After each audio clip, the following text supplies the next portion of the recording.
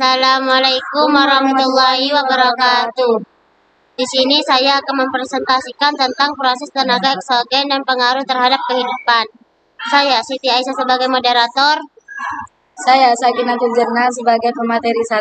Saya Melia sebagai pemateri 2. Dipersilakan untuk pemateri pertama untuk menjelaskan. Tenaga eksogen. A. Pengertian.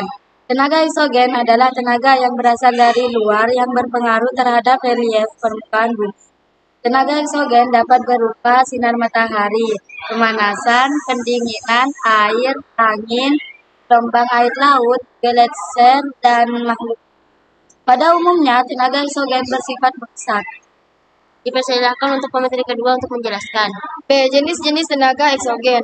1. Pelapukan. Pelapukan adalah penghancuran batuan dari bentuk gumpalan menjadi butiran yang lebih kecil, bahkan menjadi hancur atau larut dalam air. Proses pelapukan dapat dikatakan sebagai proses penghancuran massa batuan melalui media penghancuran. Jenis-jenis pelapukan. 1. Pelapukan fisik atau mekanik. Pelapukan mekanik adalah proses penggigisan dan penghancuran bongkahan batu jadi bongkahan yang lebih kecil, tetapi tidak mengubah unsur kimianya. Persilakan untuk pemateri kedua untuk menjelaskan. 2. Pelapukan organik. Penyebabnya adalah proses organisme, yaitu binatang, tumbuhan, dan manusia. Binatang yang dapat melakukan pelapukan. 3. Pelapukan kimiawi.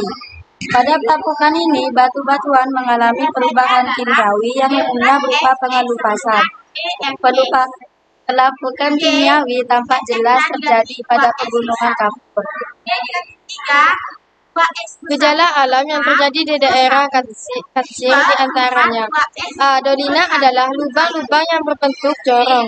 Dolina dapat terjadi karena erosi atau pelarutan, atau karena runtuhan. Dolina terdapat hampir di semua bagian pegunungan kapur di Jawa bagian selatan, yaitu di Pegunungan Seribu. B.